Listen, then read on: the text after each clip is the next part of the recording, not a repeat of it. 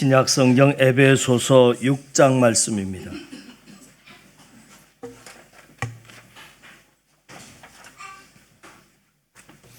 에베소서 6장 1, 2, 3절입니다.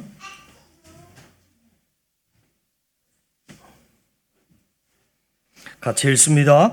자녀들아, 주 안에서 너희 부모에게 순종하라. 이것이 옳으니라. 내 아버지와 어머니를 공경하라. 이것은 약속이 있는 첫 계명이니 이로써 내가 잘되고 땅에서 장수하리라. 아멘. 우리 앞뒤 옆 사람 살피시면서 인사 나누십니다. 오붓하게나마 오늘 예배드리게 됐습니다. 자, 율법의 핵심이라고 할 수 있는 10계명을 보면 1계명부터 4계명까지는 대신관계, 즉 내가 하나님 사이에서 지켜야 할 계명이 1, 2, 3, 4계명이고요. 5계명부터 10계명까지는 사람과 사람 사이에서 지켜야 할 대인관계 중에서 첫 번째 계명이 내 부모를 공경하라 하는 것입니다. 오늘 어린이 주일이고 다음 주일이 어버이 주일인데 우리가 어떻게 부모님을 대하고 또 섬겨야 하는가 하는 말씀을 살펴보려고 합니다. 오늘 말씀의 1, 2절이 이렇게 시작이 됐습니다. 자녀들아, 주 안에서 너희 부모에게 순종하라. 이것이 옳으니라. 내 아버지와 어머니를 공경하라. 이렇게 나옵니다. 자녀에게 요구되는 두 가지를 말씀하는데 첫째 순종하라, 둘째 공경하라 하는 것입니다. 그리고 그 다음에 이것이 옳으니라 하셨습니다. 이 말은 자녀가 부모에게 순종하는 것이 하나님의 뜻에 맞는 자연스럽고 당연한 창조 질서라 그 말입니다. 물이 높은 곳에서 낮은 곳으로 흐르는 것이 너무나도 당연하고 자연스러운 창조 질서이듯이 자녀가 부모에게 순종하는 것이 하나님의 뜻에 맞는 창조 질서이므로 부모님에게 순종해야 한다는 것입니다. 그런데 순종하라 하는 것에 조건이 붙어 있습니다. 주 안에서라고 하는 조건입니다. 주 안에서라고 하는 말의 의미를 크게 두 가지로 볼 수 있습니다. 첫 번째는 주님의 뜻 안에서입니다. 아무리 부모님의 뜻이라 할지라도 그것이 하나님의 뜻에 반대되는 것이라면 부모님의 뜻을 버리고 하나님의 뜻을 따라야 한다는 것입니다. 그게 주 안에서의 순종입니다.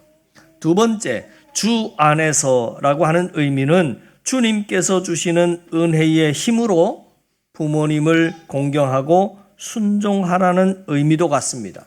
그러니까 되게 자녀들이 부모님의 말을 잘 듣지 않고 효를 행하지 않을 때가 있는데 가장 큰 이유는 부모가 자녀에게 마땅히 해줘야 할 도리를 못 해줬다 하는 것입니다. 그래서 내가 부모 말을 잘 듣지 않고 버릇없게 굴고 효도하지 않는 그 모든 이유를 어디에서 찾느냐면 부모님이 먼저 나한테 잘못했다는 겁니다.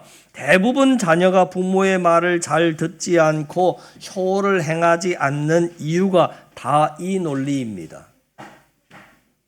부모가 나에게 먼저 본을 보이고 해줘야 할 것을 잘해주고 가르쳐야 할 것을 가르치고 그랬으면 나도 효를 행하고 부모에게 잘할 텐데 부모가 나에게 그렇게 해준 게 없다 하는 것입니다. 말을 뒤집어서 다시 반복해 보겠습니다. 부모가 나에게 먼저 본을 보이지 못했고 해줘야 할 것을 잘해주지 못했고 가르쳐야 할 것을 가르치지 못했고 그랬기 때문에 내가 불효자가 되었다라고 부모를 원망하며 평가하고 있는 것입니다. 만약에 방금 이 논리를 펴는 자녀가 여러분 가운데 있다면 오늘 말씀에 귀를 기울여 보시기 바랍니다. 출애굽기를 보면 애굽에서 이스라엘 백성이 종생활을 합니다. 그래서 이스라엘 백성들이 하나님께 부르짖습니다. 고통 중에 부르짖었을 때 하나님께서 모세를 보내시고 이스라엘 백성을 자유로운 환경으로 인도해 주셨습니다. 그러면 우리 생각에 이제까지는 좋지 않은 억압받는 환경이었기 때문에 원망하고 불평하고 늘 인상집 부리고 그렇게 살았다면 이제는 환경이 좋아지고 자유가 주어졌으니까 그때부터는 늘 감사해야 하지 않겠습니까? 그런데 그렇지 않습니다. 얼마 가지 않아서 홍해 앞에서 그들은 또 하나님을 원망합니다. 그러자 하나님께서 이번에는 그들의 원망을 들으시고 홍해를 가르시고 그곳에 고속도로를 내시고 이스라엘 백성이 홍해를 마른 땅으로 건너게 하십니다. 그러면 우리 생각에 환경이 다시 좋아졌으니까 그때부터는 하나님께 정말 감사하고 하나님께 잘할 것 같은데 얼마 가지 못합니다. 바로 그 뒤에 마라 사건이 나옵니다. 마실 물이 없다고 또 하나님을 원망합니다. 그래서 물 문제도 해결해 주셨습니다. 그러면 그 후부터 또 감사하고 잘하느냐? 그렇지 않습니다. 이번에는 또 먹을 게 없다고 합니다. 그래서 하나님이 하늘에서 만나를 내려주십니다. 그래서 만나 먹었습니다. 그러면 그때부터 하나님께 잘했냐? 그렇지 않습니다. 또 그 다음에는 고기 타령합니다. 애굽에 있을 때는 고기도 먹고 마늘도 먹고 부추도 먹고 했는데 매 메뉴가 맨날 아침에도 만나, 점심에도 만나, 저녁에도 만나 지겹다는 겁니다. 그래서 하나님께서 메추라기를 하늘에서 모아다가 질리도록 고기를 먹게 메추라기를 퍼부어 주십니다. 그러면 그때부터 감사하고 하나님께 잘하느냐? 그렇지 않습니다. 그러니까 홍해를 건너도 원망하고 물을 줘도 원망하고 만나를 줘도 원망하고 고기를 줘도 또 원망합니다. 하나님께서 계속 이스라엘 백성이 원하는 환경의 문제를 개선시켜 주셨음에도 불구하고 근본적으로 자신들의 마음 자체가 변화되지 않으니까 아무리 환경이 원하는 대로 바뀌어도 결국은 원망하고 행복하지 못하더라 하는 말입니다. 그래서 하나님께서 마지막으로 택하신 방법이 뭐냐면 출애굽기 14장에 보시면 하나님께서 모세를 시내 산으로 불러서 십계명을 주셨습니다. 이 말씀을 통해서 너희 자신이 변화되라고 하는 것입니다. 너희가 행복을 누리기를 원하고 원망하는 인생이 감사하는 인생으로 바뀌기를 원한다면 환경의 변화가 아니라 말씀 안에서 마음이 바뀌어야 한다는 겁니다. 우리가 부모님에게 공경하고 효도하는 것도 똑같은 문제입니다. 우리 생각에는 우리 부모님은 이게 문제인데 이것만 바뀌면 내가 효도할 수 있을 것 같습니까? 천만의 말씀입니다. 물론 부모에게 상처받은 분들도 있을 것입니다. 그 아픔을 하나님은 누구보다 잘 아십니다. 그러나 하나님은 그 상처에 머무르지 않고 그럼에도 믿음으로 반응하는 길을 우리에게 보여주십니다. 중요한 건 나에게 달려 있습니다. 오늘 주 안에서 순종하라. 이 말은 우리가 주 안에서 하나님의 은혜 안에서 내 마음이 바뀌어야 순종할 수 있다 하는 말씀입니다. 부모가 바뀌면 내가 잘할 것 같습니까? 그렇지 않습니다. 내가 바뀌지 않으면 아무것도 바뀌지 않습니다. 부모가 바뀌어서 순종하는 것이 아니라 환경이 바뀌어서 순종하는 것이 아니라 나와 내 마음이 바뀌어야 가능하다라고 오늘 성경은 우리에게 말씀해 주고 있는 겁니다. 그러므로 우리는 우리의 불효 앞에서 자꾸 부모님의 자격을 논하면서 우리의 불효의 죄를 합리화시키면 안 된다 하는 겁니다. 우리가 나중에 이 땅에 살다가 언젠가 때가 되면 다 죽을 겁니다. 우리가 죽으면 한 사람도 예외 없이 다 주님 앞에 서서 1대1로 서서 우리의 인생을 결산할 것입니다. 그러면 주님 앞에 서서 내 삶을 결산할 때 효도에 관한 문제도 나오지 않겠습니까? 내가 살아생전에 얼마만큼 부모에게 효도했나? 이 문제도 예수님께서 언급하실 텐데 그때 예수님이 내가 봐도 너희 부모는 정말 형편없는 부모였어. 그래서 네가 살아생전에 그런 부모에게 효도 불효했던 것은 큰 나도 이해해. 그런 부모였다면 나도 아마 불효했을 거야. 그리고 예수님께서 그 부모의 특수성을 고려해서 여러분들의 불효한 것을 다 이해해 주실 것 같습니까? 그리고 예수님이 우리의 불효한 것을 다 덮어주실 것 같습니까? 절대 그렇지 않습니다. 마태복음 5장 46절에 보면 너희가 너희를 사랑하는 자를 사랑하면 무슨 상이 있으리요? 세리도 이같이 아니하느냐라고 하셨는데, 이 말을 달리 표현하자면 너희에게 잘 대해주는 사람에게만 너희도 똑같이 잘 대해준다면 너희에게 무슨 상이 있겠느냐 하는 말씀입니다. 그러니까 너희를 따뜻한 사랑으로 풍성한 물질로 채워주는 부모에게만 효도해야 한다면 너희에게 무슨 상이 있겠느냐는 말씀입니다. 그것은 예수님을 믿지 않는 사람도 그 정도는 할 수 있습니다. 예수님 말씀이 바로 지금 그것입니다.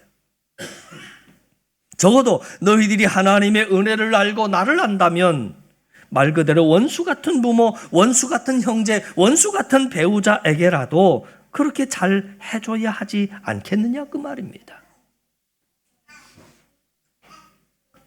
그래야 적어도 하나님의 은혜를 아는 자라고 말할 수 있지 않겠느냐 그 말입니다. 그러므로 여러분, 우리가 불효라고 하는 죄에 대해서 부모 탓만 하고 있으면 안 된다는 것입니다. 그 원인을 내 연약한 믿음에서 찾으려고 해야지 자꾸 그것을 부모 탓으로 다 합리화시키면 시간이 흘러봐야 달라질 것은 하나도 없습니다. 내 마음속에 증오와 복수심만 불탈 뿐입니다.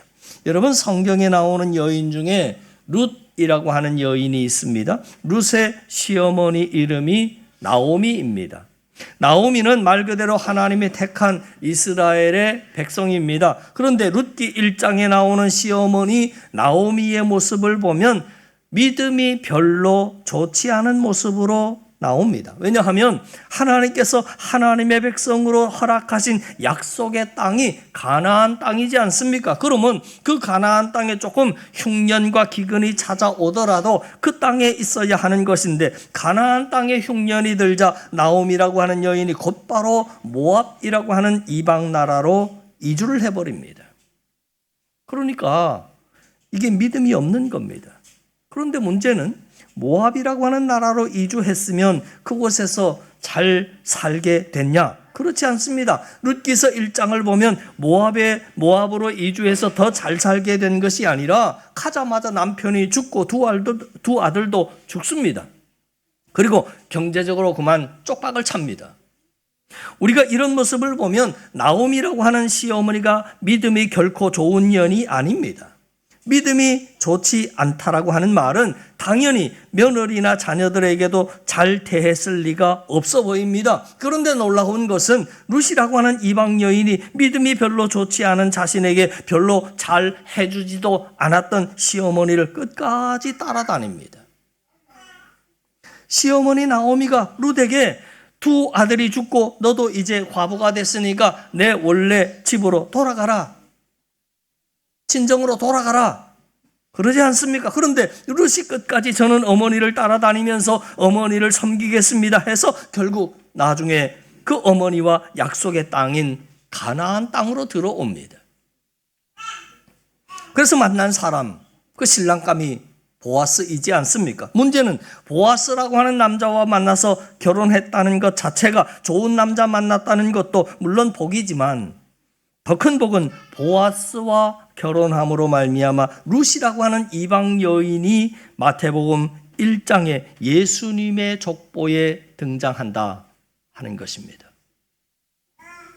룻은 좋은 시어머니를 만나서 복을 받은 것이 아니라 좋지 않은 환경, 좋지 않은 상황에서도 믿음과 효를 선택했기 때문에 복을 받았다 하는 이야기입니다. 오늘 성경 말씀 내용하고 똑같은 내용입니다. 2절 말씀을 다시 보시면 내 아버지와 어머니를 공경하라, 이것은 약속이 있는 첫 계명이다. 약속이 있는 첫 계명이라고 하는 말은 제가 아까 대인관계는 5계명부터 10계명까지가 대인관계에 관련된 계명인데 유일하게 약속이 있는 계명은 5계명밖에 없습니다. 6계명부터는 처음부터 끝까지 살인하지 말라, 도둑질하지 말라, 거짓말하지 말라 하고 끝나는데 유일하게 5계명에서 내 부모를 공경하라 하는 것에는 축복의 약속이 붙어 있다는 것에 우리는 주목해 봐야 하는 겁니다. 어떤 약속이 있는가? 3절입니다. 이로써 내가 잘되고 땅에서 장수하리라. 이래서 룻이 땅에서 잘되는 복을 받게 되었던 겁니다. 창세기 9장에 보면 노아가 술에 취한 사건이 나옵니다. 몇 차례 말씀드린 바와 같이 노아가 포도나무를 심고 수확을 한 다음에 포도주를 만들었습니다. 그리고 그 포도주를 한 잔, 두 잔 계속 마시다 보니까 만취해서 그만 발가벗은 상태에서 쓰러져서 잠이 들었습니다. 그건 누가 봐도 추태입니다. 그때 노아의 세 아들 셈과 함과 야벳 세 아들 중에서 함이 집에 들어갔다가 술에 취해서 발가벗고 잠든 아버지의 추태를 발견합니다. 그 모습을 발견하자마자 밖으로 나와서 형제들에게 달려갑니다. 그때 그 이야기를 들은 셈과 야벳이 어떻게 행동하는가? 성경은 아주 소상히 말하고 있지요. 창세기서 9장 23절에 보니까 셈과 야벳이 옷을 가져다가 자기들의 어깨에 메고 뒷걸음질을 쳐 들어가서 그들의 아버지의 하체를 덮어드리며 그들이 얼굴을 돌이키고 그들의 아버지의 하체를 보지 아니했다. 그렇게 나옵니다. 셈과 야벳은 그 말을 듣자마자 옷을 가져다가 어깨에 메고 뒤로 들어가서 아버지의 하체를 덮어줬다. 그러니까 아버지의 그 추한 모습을 일부러 보지 않은 겁니다. 그리고 그걸 덮어드렸습니다. 무슨 말이냐면 셈과 야벳은 아버지의 추태에 상관없이 자녀로서 마땅히 해야 할 도리를 다 했다는 것입니다.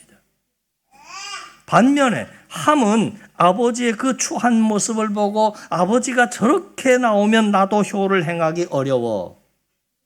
그리고 결국에는 자녀로서 해야 할 도리를 아버지가 추태를 보였다는 이유 때문에 해야 할 것을 안 합니다. 그래서 나중에 그들의 인생이 극명하게 갈리게 되지요. 어떤 결과로 나타났는가? 노아가 술에서 깨어나 일어나서 아들들이 자기에게 한 일을 뒤늦게 알게 됩니다. 셈과 야벳에게 복을 선포합니다. 그리고 자기의 하체를 보고 알리고만 다녔던 함에게 저주를 선포합니다. 그런데 그때 어떤 저주를 선포하는가? 9장 25절에 보니까 이렇게 참 놀라운 저주를 선포합니다. 가나안은 저주를 받아 그 형제의 종들의 종이 되기를 원한다. 저주의 내용이 함은 형제의 종들의 종이 되기를 원한다 하는 것입니다. 여러분, 우리의 부모님에게 술 취한 노아의 모습이 보일 수도 있고 나오미와 같은 믿음 없는 모습이 보일 수도 있습니다. 그 부모도 완전하지 않기 때문이지요. 연약함이 있기 때문입니다. 그건 목사님도 마찬가지고 장로님도 마찬가지지 않습니까? 그런 모습이 보일 때마다 우리는 그런 모습을 핑계 삼아서 불효하지 말아라 하는 이야기를 오늘 성경은 우리에게 들려주는 겁니다.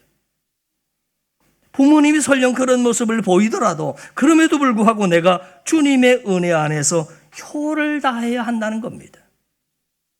부모님이 완벽하지 않아서 효도하지 못한 것이 아닙니다. 내 마음이 완고해서 순종하지 못한 겁니다. 부모가 문제였던 것이 아니라 내 신앙이 문제였던 것입니다.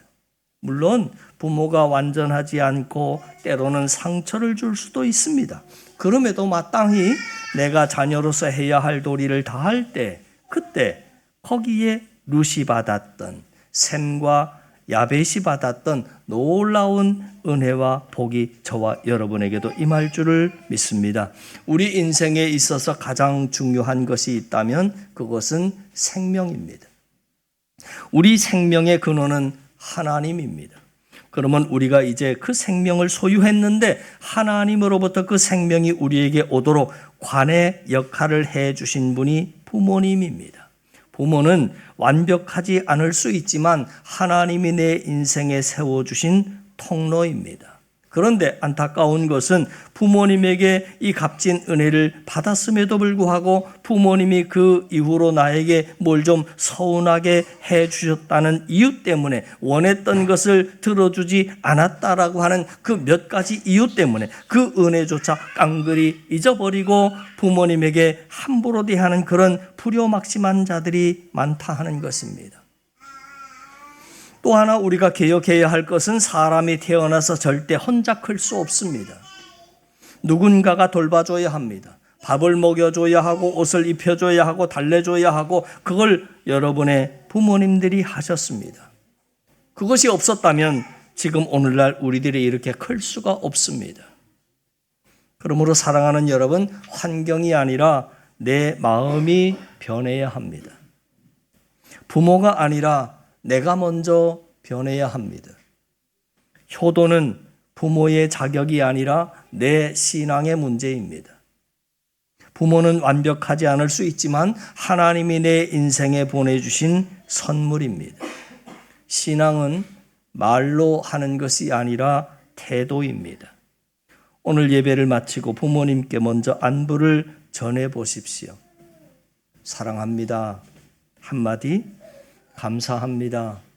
그 한마디가 여러분의 인생을 바꾸는 시간이 될 수 있습니다. 하나님은 그 작은 순종을 통해서 여러분의 삶에 잘됨의 복을 열어 가실 것입니다. 주 안에서 순종하는 자에게, 주 안에서 공경하는 자에게 하나님께서 약속하신 잘됨의 복이 여러분의 삶 가운데 실제가 되실 수 있기를 주님의 이름으로 간절히 축원합니다. 기도드립니다. 사랑과 은혜가 풍성하신 아버지 하나님, 오늘 말씀을 통해 우리에게 주 안에서 부모를 공경하라 하신 주님의 뜻을 듣게 하시니 감사합니다. 우리의 모습을 돌아볼 때 부모를 공경하기보다 원망하고 순종하기보다 내 생각을 앞세웠던 죄를 고백합니다. 우리의 완악한 마음을 불쌍히 여겨 주옵소서. 환경이 아니라 내 마음이 변해야 함을 깨닫게 하시니 감사합니다. 부모의 모습이 아니라 내 신앙의 문제임을 인정하게 하시고 주님의 은혜 안에서 우리의 마음이 새롭게 변화되게 하옵소서. 혹 부모로 인해서 상처받은 마음이 있다면 주님 친히 만져주시고 치유하여 주시고 그 상처를 넘어서 믿음으로 반응할 수 있는 은혜의 사람들 되게 하옵소서. 말로만이 아니라 삶으로 순종하게 하시고 형식이 아니라 진심으로 공경하게 하시고 작은 한마디 작은 행동부터 실천할 수 있는 믿음의 사람들 되게 하옵소서. 그래서 우리의 삶 가운데 주께서 약속하신 잘됨의 복과 장수의 은혜가 실제로 나타나게 하옵소서. 오늘 예배를 마치고 돌아가는 길에 부모님께 먼저 안부를 전하고 사랑을 표현하는 믿음의 첫걸음을 내딛게 하옵소서. 이 모든 말씀 우리에게 생명 주시고 본이 되어 주신 예수 그리스도 이름으로 기도하옵나이다. 아멘.